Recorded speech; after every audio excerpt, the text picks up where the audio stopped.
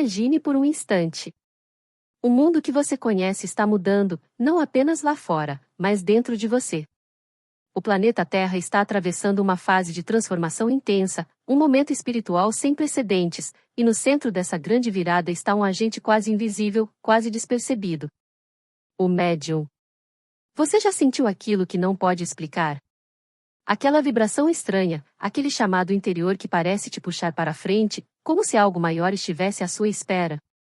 Pois é disso que Alberto Almeida fala nessa live. O papel do médium na transição planetária. Não é uma conversa comum. É uma convocação da própria vida espiritual dizendo: acorda, desperta, olha para dentro. Porque o médium não é apenas alguém que lê cartas ou cumpre rituais. Ele pode ser um ponto de conexão entre as esferas, um canal de luz em tempos de crise, um servidor na luta entre trevas e claridade. Assista até o fim, porque essa mensagem pode ser o estalo que faltava para despertar o teu espírito. Mirando profundamente no universo, Deus. Mergulhando profundamente no outro, Deus. Mergulhando profundamente em mim, Deus. Só Deus. Sem princípio, sem fim. Sem alto nem baixo. Sem vida, sem morte. Deus, somente Deus. Essa é a mensagem da espiritualidade através de Elzio Souza, que nos legou, nesta pequena síntese poética, a possibilidade de entrevermos que a vida tem um movimento conspirador sempre inclinado para a providência superior e o aperfeiçoamento. O crescimento e o progresso são inevitáveis.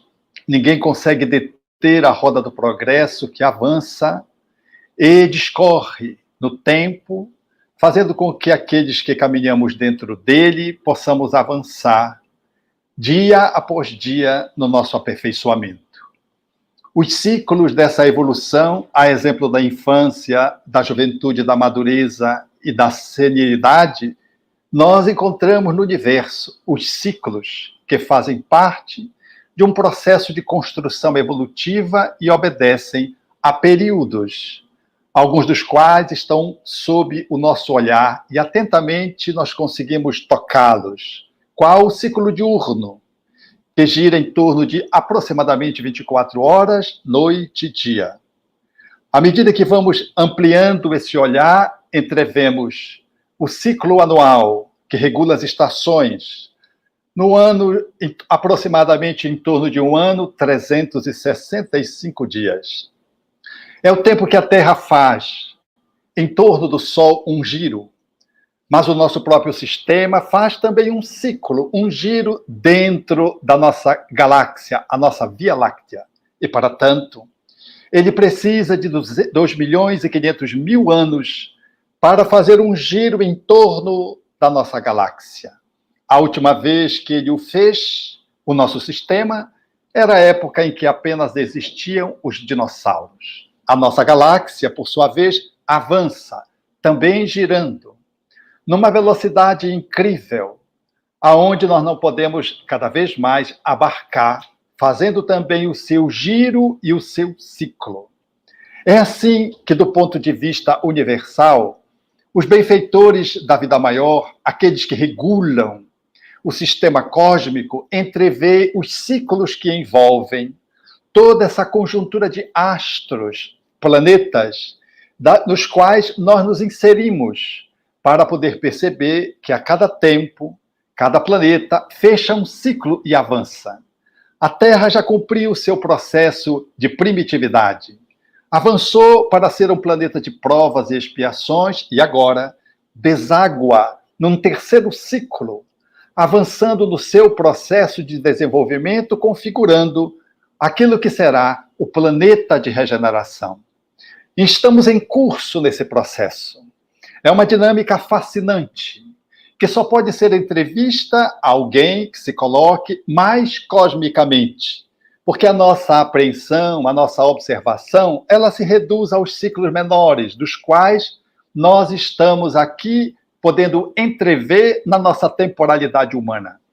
Mas a Terra, segundo os benfeitores espirituais, avança para concluir um ciclo de provas e expiações, abrindo-se a um processo regenerativo que os espíritos entretariam com o nome de Nova Era. A Nova Era é esse período no qual nós estamos em curso, porque as grandes transformações morais e sociais, elas demoram séculos para poderem se consolidar. O Espiritismo vem no seio dessa transformação. Segundo os espíritos disseram a Allan Kardec, quando o Espiritismo emergiu na Terra em meados do século XIX, eis que a Era Nova já havia começado há aproximadamente 100 anos. Então, nós estamos no curso exatamente dos séculos no qual nós estamos inseridos, fazendo parte de todo esse movimento de transição, de um anoitecer de provas e expiações para um alvorecer daquilo que é o planeta de regeneração. Então, para nós espíritas, não nos causa estranheza as revoluções físicas, as mudanças que se operam no planeta do ponto de vista físico, e, sobretudo, aquelas que apontam para a transformação do orbe no ponto de vista moral. Porque a Terra avançou muito enquanto estágio que está se finalizando através das ciências. Desenvolveu a tecnologia, a indústria, a agricultura, o transporte, avançou para dentro do átomo, vasculha o horizonte. No entanto, o bem-estar material conquistável pelas ciências e desfrutável por grande parte da população da Terra não seguiu correspondentemente ao bem-estar moral. Vivenciamos a necessidade agora de dar um salto de qualidade naquilo que é a nossa instância ético-moral. Avançamos na inteligência, na tecnologia, na intelectualidade. Agora precisamos de ética, precisamos de moralidade, precisamos de amor. É essa movimentação que a Terra vive quando vai se abrindo a necessidade de se fazer uma transformação do campo moral. Enquanto a Terra era primitiva, as grandes transformações eram mais físicas. Mas, segundo os espíritos, agora que nós estamos nesse circuito de transformação, as transformações são, sobretudo, das entranhas da humanidade, não do globo terrestre.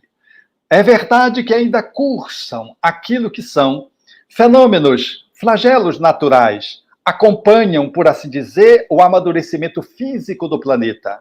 Mas já não temos mais as revoluções físicas que tivemos lá na primitividade. Agora, a revolução é interior, é espiritual na perspectiva de novos valores do campo moral. E é nesse viés que o Espiritismo surge, acompanhando aquilo que os espíritos assinalam como uma nova ordem que vai se estabelecer, no qual os alunos que estão na Escola Terra avançarão com ela para a próxima série de regeneração, ou então serão guindados a permanecer no nível da escolaridade de provas e expiações, sendo encaminhados para um outro orbe nas muitas moradas da casa do Pai, como Jesus disse, a fim de que possam aprender aquilo que rebeldemente não se apropriaram quando estavam na Terra. Esse, portanto, é o movimento que se faz bem presente na fala de Jesus, a separação dos bodes e das ovelhas, numa figuração que ele estabeleceu ao seu tempo para falar desses tempos, que seriam tempos difíceis, onde haveria guerra, fome, tremor, onde os povos se levantariam um contra o outro, os reinos se levantariam um contra o outro. Ele faz o desenho de tudo aquilo que estamos experimentando. Enquanto revoluções sociais, enquanto instabilidades do ponto de vista institucional, enquanto nós nos entrevemos de tudo num planeta que parece um caos, mas que assinala a necessidade de surgir um cosmos do caos. Essa aparente desordem, ao olhar humano, ela apenas antecipa a casa que está em transformação ou em mudança, aonde deverá surgir um novo designer no planeta, uma nova movimentação, não só física, mas, sobretudo, daqueles que lhe habitam, que são os espíritos que estamos reencarnados nele, que deveremos deter e conter uma estatura moral capaz de fazer o enfrentamento das dificuldades com títulos de enobrecimento que ainda não temos de todo, e na maioria ainda ficamos nessa alternância entre egoísmo e altruísmo, entre orgulho e humildade, entre egocentrismo e caridade. Nós ainda vivemos essas instabilidades. E esses dias em que essas revoluções se estabelecem, nós somos chamados, portanto, a pensar naquilo que Jesus falou desses tempos que deveriam chegar,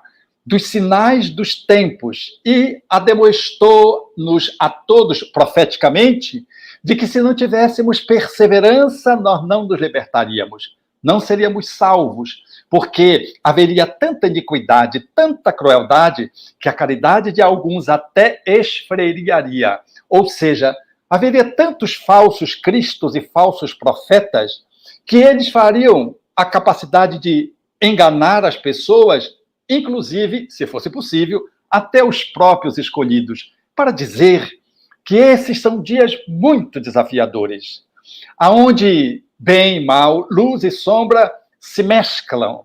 E esse caos aparente, essa desordem aos olhares humanos, ela é apenas uma nova ordem que está surgindo para encaminhar o planeta a um novo estágio, onde espíritos mais evoluídos, alguns imigrando para a Terra, deverão agenciar, sob a reencarnação, o aceleramento dessa transformação da Terra num planeta melhor, trazendo características que Allan Kardec alinhavou em A Gênese com muita clareza.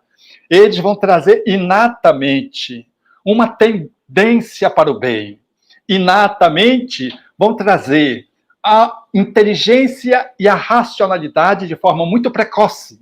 E terão também, numa forma muito presente, a inclinação para as crenças espirituais, ou seja, para o espiritualismo. Nós estamos vivendo também essa época.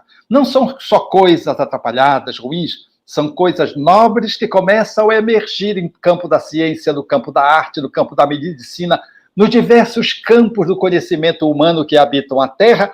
Esses espíritos que assinalam-se por terem precocemente uma inteligência, por ter uma inclinação para o bem e ter uma perspectiva voltada para a espiritualidade na superação daquilo que é o materialismo, que é um modo de vivermos ainda na Terra muito apegadamente, que sofrerá uma certa ruptura, porque os espíritos demasiadamente apegados ao materialismo, aqueles que estão vocacionados para o excesso no campo da sensualidade, da cupidez, da avareza, aqueles que estão afervorados ao egoísmo, ao orgulho, ao ciúme, à inveja, aqueles que têm uma rebeldia contra a divindade, contra as suas leis e contra o progresso, eles serão convidados, ou melhor, intimados, a ceder do paraíso que a Terra vai se transformando para ir habitar.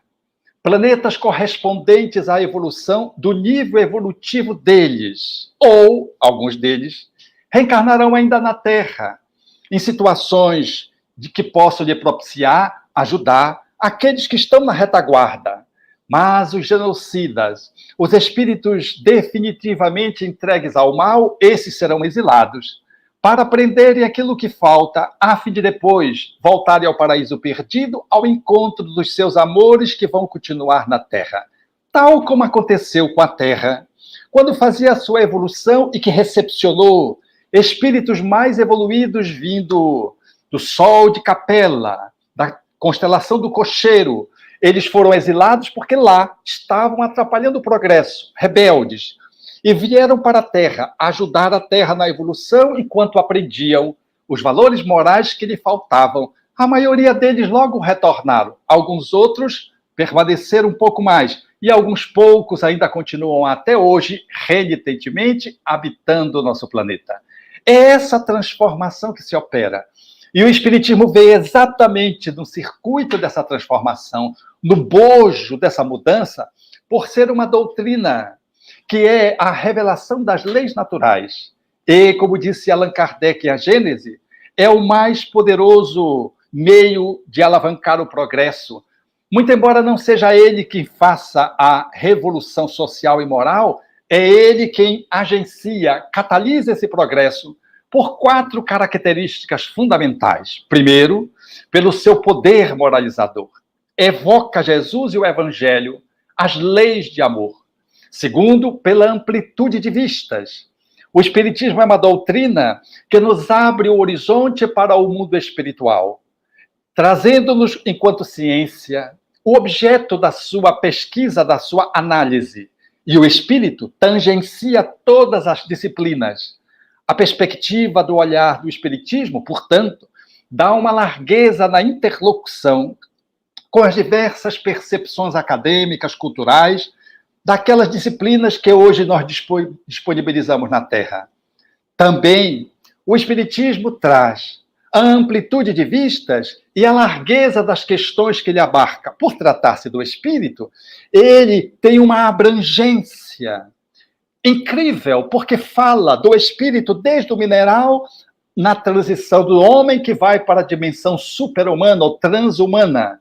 E, por fim, ele é progressista, ou progressivo, o seu caráter, porque ele acompanha o progresso. Quando novas verdades se revelam, o espiritismo acompanha. Se uma ciência propõe uma verdade que fica comprovada e desdiga o espiritismo abre mão desse ponto e fica com a ciência, e caminha com a ciência, caracterizando, segundo Allan Kardec, que o espiritismo jamais seria ultrapassado, porque ele vai avançar com o conhecimento, com as novas verdades que forem reveladas para além da sua estrutura doutrinária. Assim sendo, por essas 4 características, o espiritismo vige na atualidade como sendo uma grande alavanca que nos impulsiona para o progresso. Dentre esse âmbito com que o espiritismo contribui, a mediunidade é, sem sombra de dúvida, um dos espaços sagrados que o espiritismo trouxe para um lugar como nenhuma outra doutrina o fez, sem nenhuma arrogância, apenas como fidelidade à verdade, porque ninguém, como Allan Kardec, pôde fazer uma estruturação, uma análise, o afloramento, o debulhamento do mundo espiritual nesse contato com o mundo corpóreo. O espiritismo já nasceu do fenômeno mediúnico. Ele é uma doutrina, portanto, que tem a sua origem na fenomenologia mediúnica. Então, dentro dessa perspectiva de abordagem, nesse âmbito da paranormalidade, o espiritismo, por tratar do espírito, devassou o mundo espiritual, mostrando que é um mundo originário, primitivo, de que nós vemos de lá e voltaremos para lá, e de que esses 2 mundos interagem, se interpenetram, repercutem um no outro, e de que nós não somos seres humanos, nós somos espíritos que estamos numa condição humana, vivenciando, portanto, a lei do progresso. Quando deixamos o corpo, voltamos para o mundo espiritual. Logo, o corpo é transitório, mas tudo que vivemos no corpo, aprendemos e avançamos. Então, esse olhar que o Espiritismo nos trouxe, fez aquilo que Allan Kardec disse em O Livro dos Espíritos. O cristianismo trouxe a esperança no futuro. O Espiritismo trouxe a certeza no futuro. Porque o Espiritismo não trata o mundo espiritual de uma forma filosófica. Ele também filosofa, mas ele trata fundamentalmente de forma científica. É o fato. O estudo que Allan Kardec fez, quando estruturou a doutrina espírita, foi valendo-se do método experimental em voga, segundo o método científico da época. Mas a doutrina vinha dos espíritos, então foi essa parceria, essa dupla aspecto na sua formulação. É de origem dos espíritos, pela mediunidade, e é do trabalho dos homens. Kardec, com toda a sua equipe, na perspectiva da ciência de então, fazendo o acoplamento dessa doutrina, que tem como origem e como característica a divindade, proveniente dos espíritos que falam em nome dela, capitaneado pelo Espírito de verdade, e no campo humano, o trabalho humano capitaneado por Allan Kardec. É aí que o Espiritismo ganha força, porque trata o mundo espiritual com uma certeza. Porque os espíritos, segundo Allan Kardec haveria de dizer, não é uma coisa esfumaçada, vaga, imprecisa. Ele é tão preciso que ele pode se tornar tangível. Tratou, portanto, de abordar a mediunidade. Cabe ao Espiritismo trazer a certeza do espírito, da sua pré-existência, da sua sobrevivência e da sua existência. Kardec fez isso com tanta precisão e, estudando a mediunidade, deu-nos a oportunidade de poderem tratar os assuntos que envolvem nossos dias da pandemia, que faz parte dessa transição planetária com tanta serenidade, num assunto de tanta dor. Como todos os flagelos naturais, a peste do Covid-19 desafia a ciência e desafia a segurança sanitária e epidemiológica do mundo. Ela estarrece só o nosso país, eliminando 200 mil pessoas pelo processo da saída do corpo, que em Espiritismo nós tratamos com a palavra que define o fenômeno, desencarnação. Porque morte para nós é apenas uma expressão simbólica. O fenômeno é da desencarnação. Porque o espírito saiu da carne. Ele não morreu. Então, a força que o Espiritismo tem, através da mediunidade, é de poder nos acolher, entendendo que os nossos amores não morreram. De que a praga não é uma praga jogada por Deus para se vingar dos homens. Não, ela faz parte da transformação planetária. E pestes, transformações, mudanças, cataclismos, flagelos, acontecem na humanidade. E no que tange aos flagelos relacionados aos micro-organismos, a cada 100 anos, mais ou menos, surge uma ocorrência dessa ordem. Nesses dias, portanto, aquilo que é a Covid-19 vem como uma circunstância envolvendo a humanidade, fazendo parte dessa seleção do planeta. Somos obrigados a questionar o estilo de vida, o estilo econômico, o jeito de viver. Somos obrigados a lidar com a vida que se esfumaça, vendo que ela é tão delicada, ela é um cristal, ela cede à vida física, mas a vida, no seu sentido lato, ela é triunfante. E aí alarga-se um portal de entrada e um portal de saída. E a compreensão da imortalidade da alma e da comunicabilidade passa a ser, pelo Espiritismo, esse espaço sagrado, que dá ao Espiritismo essa força de cristianismo, que não alenta alguém dizendo, creia, um dia você vai saber como. Creia, siga, porque você vai emergir, porque Deus sabe, nos seus mistérios Deus sabe, para nós não há mistérios. A vida, ela é palpitante, para além do túmulo. É palpitante porque ela volta para o corpo, um corpo novo. E ela é palpitante quando ela habita um corpo, porque estamos no eterno aprendizado que a reencarnação nos proporciona. Então, esse olhar que o Espiritismo nos enseja a ter, dá-nos a força de olhar um flagelo natural e perceber de que os bons espíritos assinalam de que todo o processo que envolve o flagelo como uma peste é uma oportunidade do homem se espiritualizar, desenvolvendo a paciência, desenvolvendo a resignação e desenvolvendo a inteligência para poder cada vez mais avançar e dominar a natureza, sendo um co-criador com a divindade para minimizar os transtornos e os danos. Há aproximadamente 100 anos, vivemos a gripe espanhola. Levou de 50 a 200 milhões de pessoas à morte. E de lá, a inteligência humana avançou e nós criamos a medicina sanitária. A saúde pública veio depois da gripe espanhola. Agora nós estamos num novo ciclo. As mortes não serão tanto, porque já avançamos. E nós estamos num período extraordinário que descobrimos vacinas num tempo recorde.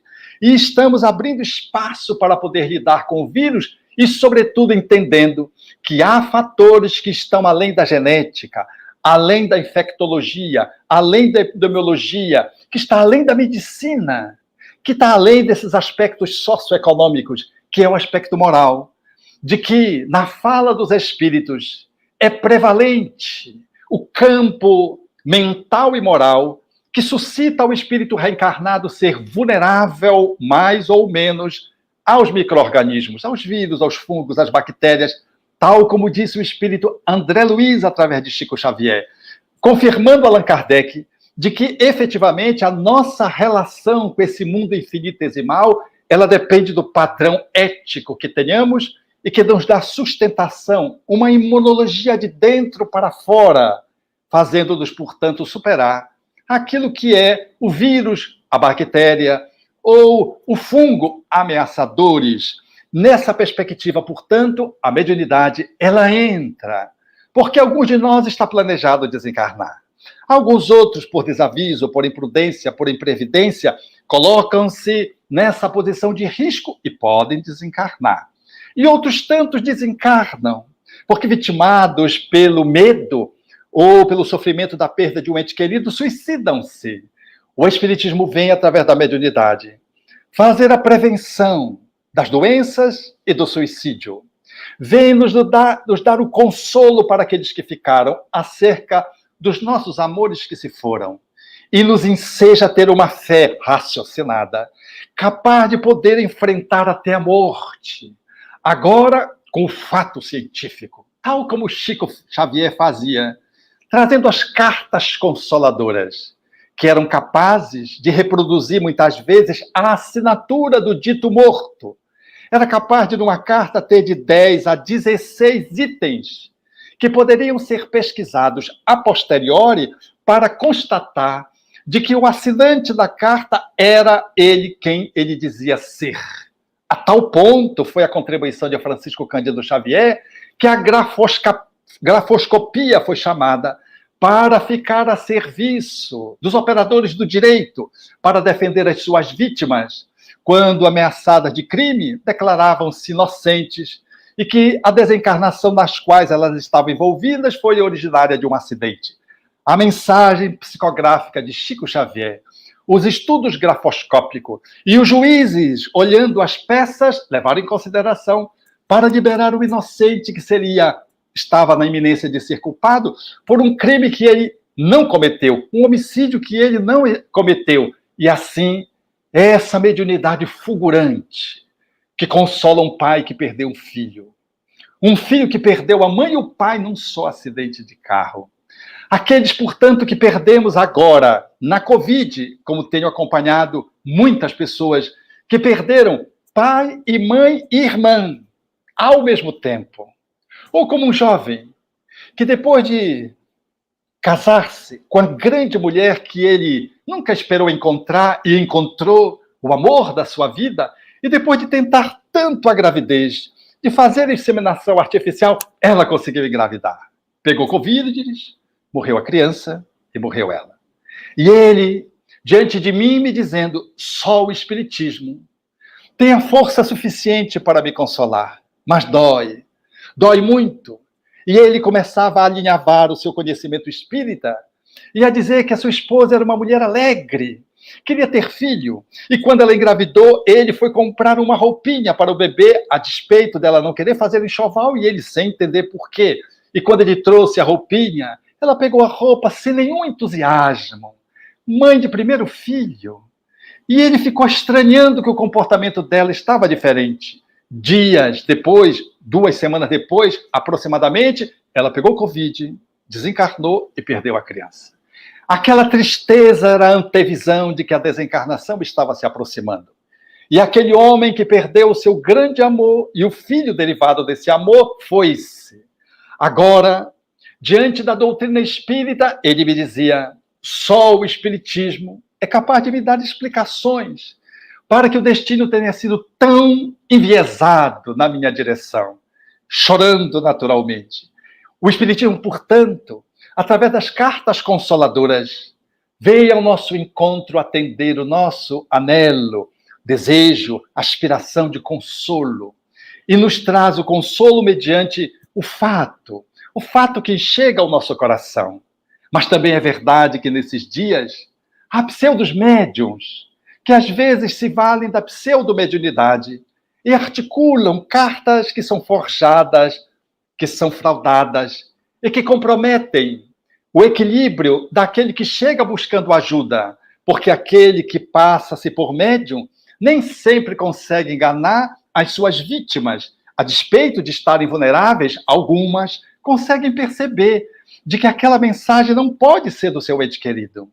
Esses pseudos médios, que são franco-atiradores, que não são espíritas, mas às vezes valem-se do nome de espiritismo ou de uma instituição dita espírita, porque podem criar uma instituição com personalidade jurídica e podem, com segundos interesses, eles usam a dor humana e se fazem de médios falsos, enganam a dor humana e são responsáveis exatamente por isso. Mas ao lado dos falsos, desses espíritos de pequeno tamanho moral, nós vamos encontrar os espíritas cristãos verdadeiros e que, tendo a mediunidade, a exerce sagradamente, religiosamente, como diria Allan Kardec. E são pontes de luz para que o seu amor venha ao encontro deles silenciar dores. Vivi essa experiência no âmbito familiar. Quando a desencarnação alcançou um irmão consanguíneo e um primo que funcionou como se fosse um pai, um padrinho pai, e um primo que vivia com meu irmão aproximadamente com a idade aproximada, que desencarnaram os três num acidente de carro. E depois de 2 anos após a comunicação, esse meu irmão, se comunicou e trouxe uma mensagem altaneira. Disse-nos que tinha tanto a ser preparado para aquele momento, mas de que ele estava tão emocionado que ele não conseguia conter e arrumar as ideias a fim de que psicofonicamente pudesse falar aos seus entes queridos numa reunião que se fez natural no circuito doméstico após no curso do Evangelho do Lar. E se dirigiu a um que um respondendo questões. Fez revelações que o médium absolutamente não conhecia, porque o médium não era nosso familiar, e trouxe o consolo a todos os membros. Falou do seu drama, porque teve a minha mãe e teve uma mãe que o criou depois de 1 ano e meio. E ele ficou como um filho adotivo, tendo 2 mães. E ele dizendo, eu, que sempre me questionei por que não caminhei com os meus irmãos pobres e fui adotado, por que eu não segui com eles? Aqui eu vim entender pelo que o meu circuito existencial foi encaminhado para um outro lar da parentela, saindo, portanto, da convivência com os meus irmãos. Tive 2 mães, e 2 mães que me amaram muito, e eu não tinha como dizer e reclamar, porque eu era amado, mas eu tinha aquela dúvida dentro de mim. Essa dúvida ele compartilhou com uma pessoa antes de desencarnar. Agora, pelo médium, trazia de volta, fazendo os esclarecimentos. Dirigiu-se à esposa que ficara viúva depois de 6 meses, consolando-lhe, falando-lhe do pranto solitário, com o quarto fechado, dizendo coisas, portanto, que só ela poderia saber. E assim foi, discorrendo numa fala um com o outro, de tal modo, no diálogo entretecido que parece, que ele estava de volta de corpo presente. Mas não estava apenas desencarnado, mas o seu espírito vívido, vivo. Falava-nos, e quando eu se dirigiu a nós, disse assim, mortos estão vocês que ainda vão apodrecer, bater mau cheiro. Eu estou vivo. Era a desencarnação. A luz do espiritismo que vinha ao nosso encontro pela bênção da mediunidade, exercida segundo a metodologia de Allan Kardec e segundo a ética de Jesus. É essa mediunidade que, em tempos de pandemia, ela veio ao nosso encontro trazer alento, fazem com que as pessoas busquem a casa espírita, mesmo não sendo espíritas, porque entendem de que o seu amor, ele dando uma comunicação, ela será capaz de conhecer a autenticidade ou não. E sabendo que eles existem intuitivamente, podem encontrar agora a prova, através do espiritismo, mediante uma mediunidade muito bem exercida, que poderá fazer com que aquela dor fique minimizada, porque nunca ela cede de pronto, e o luto possa ser ultrapassado de uma forma mais serena. E também alinhavar a certeza de que o amor não diz adeus. E, portanto, fica afastada aquela ideia de suicídio que o materialismo impõe, achando que a vida terminou com o corpo. E as pessoas então se matam. Ou daquele que acha que o ente querido foi para o mundo espiritual ou para um lugar qualquer com Deus E a pessoa quer encontrá-lo, entra em depressão e se mata para encontrá-lo, distanciando-se profundamente dele, como Allan Kardec estudou em O Céu e o Inferno, mostrando as comunicações daqueles diferentes tipos de espíritos e mostrando que a mediunidade nos traz exatamente tudo quanto precisamos fazer para entender de que está tudo certo na vida, mesmo que uma grande dor nos alcance, de que a vida ela é fascinante, de que a morte não existe. Existe renascimento e desencarnação dentro da vida. Ninguém sai da vida e ninguém entra na vida, porque a vida é um fenômeno contínuo, amplo, universal. Nós estamos dentro de Deus, não saímos de Deus, seguimos com Deus. Essa é a vida que o Espiritismo nos enseja a oferecer, com uma ciência que nos traz o fato mediúnico, com uma filosofia que nos responde às questões das nossas dores, dos objetivos da nossa existência, dos nossos amores, da finalidade da existência, e com uma ética que resgata a moral crística e nos faz entender de que só o amor é capaz de encurtar distâncias e de que a fraternidade, nesse mundo de regeneração que se aproxima, ela vai ser a base com que os povos deverão silenciar confrontos, aonde o preconceito de religião, de raça, deverão ceder, aonde as animosidades políticas e de outras características também vão deixar o terreno para que a fraternidade, que é a expressão, segundo Allan Kardec, que está calcada em cima da caridade, expressa a caridade, ela possa advir da confiança, da fé, que se solidifica racionalmente numa crença em Deus, que nos criou por amor, como diria Paulo aos Éfesos, que Deus é único, é o nosso Pai, veio ao nosso encontro através dos outros e nos habita interiormente cada um de nós. A fala de Paulo a Éfeso nos traduz essa paternidade, essa patomaternidade que nos embala nos momentos de alegria e nos momentos de dor. Nos momentos em que está de serenidade, mas no momento de vendaval, qual essa pandemia e qual esse momento que vivemos de transição planetária. De modo que a nossa caridade não esfriará. E a mediunidade, bombando de lá para cá, vibrante, sustentando-nos, há de nos levar a compreender de que cada passo que damos está na direção certa se seguimos o bem. E de que, seja nós ou o outro, indo na pandemia ou fora da pandemia, porque todos vamos desencarnar, nós não nos apartaremos. Porque a vida é tão bela, é tão gostosa, porque quando amamos, ela tece cordões de ouro que se nos vinculam a todos e nos traduzem a humanidade como uma grande família. E nós passamos a entrever, portanto, através do amor em família, o que era o amor cósmico, universal. E começamos a ensaiar esse amor através da solidariedade, nessa pandemia, da tolerância, da paciência, da ajuda ao outro, do desinteresse, do apoio àquele que sofre. Estamos treinando esse amor que vai além da janela do nosso lar físico, para treinar, amarmos-nos uns aos outros como irmãos que vivemos na Terra.